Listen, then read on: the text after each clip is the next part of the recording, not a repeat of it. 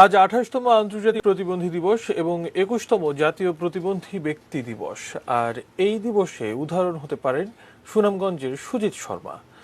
অদম্য তরুণটি জয় করেছেন শারীরিক সীমাবদ্ধতা, লেখাপড়া করছেন, পাশাপাশি চাকরিও।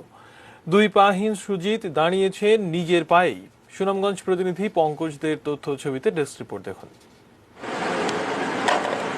২২ বছরের তরুণ সুজিত শর্মা সুনামগঞ্জের বিশ্বম্বরপুর উপজেলার আদুখালী গ্রামের দরিদ্র কৃষক মনোরঞ্জন শর্মার ছোট ছেলে। তার স্বপ্ন ব্যাংকার হওয়ার।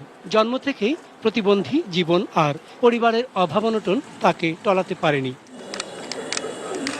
সুজিত সুনামগঞ্জ সরকারি কলেজে হিসাব বিজ্ঞান বিষয়ে অনার্স পড়ছেন। সিলেট শাহজালাল উপশহরে বাংলাদেশ কম্পিউটার কাউন্সিল থেকে কম্পিউটার প্রশিক্ষণ নিয়েছেন।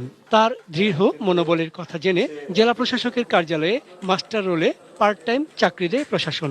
শারীরিক সমস্যাকে অগ্রাহ্য করে এগিয়ে চলেছেন এই অদম্য তরুণ। আমি এখন সুনামগঞ্জ সরকারি কলেজে বিবি অনার্স দ্বিতীয় বর্ষে পড়তেছি।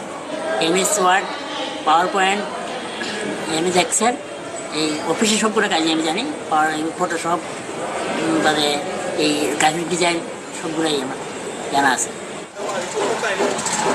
জেলা প্রতিবন্ধী সেবা ও সাহায্য কেন্দ্র সূত্রে জানা যায়, সুনামগঞ্জে অটিজম, শারীরিক প্রতিবন্ধী সহ বিভিন্ন প্রতিবন্ধীর সংখ্যা ২১,৩৪০ জন। সুজিত প্রমাণ করেছেন, দৃঢ় মনোবল থাকলে প্রতিবন্ধিতা জীবন চলার পথে প্রতিবন্ধকতা নয়। তার প্রতিবন্ধিতা কোনো প্রতিবন্ধকতা নয়। সে সমাজের ৮-১০ জন মানুষের মতো এখন সুন্দরভাবে চলাচল করতে পারবে এবং সে যে কোনো জায়গায় যে সে তার কথা বলতে পারবে। সুজিত শর্মাকে চাকরি দেওয়ার পাশাপাশি তার সহায়ক কাজের পরিবেশও সৃষ্টি করেছে জেলা প্রশাসন। তাকে আমরা কম্পিউটারের উপরে তাকে প্রশিক্ষণ দেই। প্রশিক্ষণের পরে সে যাতে তার পড়াশোনা কন্টিনিউ করতে পারে, সেজন্য আমাদের যেই ডিআরআর অফিস রয়েছে, জেলা ত্রাণ ও পুনর্বাসন কর্মকর্তার অফিস, আমরা সেখানে তাকে অস্থায়ী ভিত্তিতে কাজ করার সুযোগ দিই। পরনির্ভরতা নয়, পড়াশোনার পাশাপাশি চাকরি করে পরিবারের সহায়ক হতে চান সুজিত। চন্দন পাল, ডেস্ক রিপোর্ট, এটিএন নিউজ।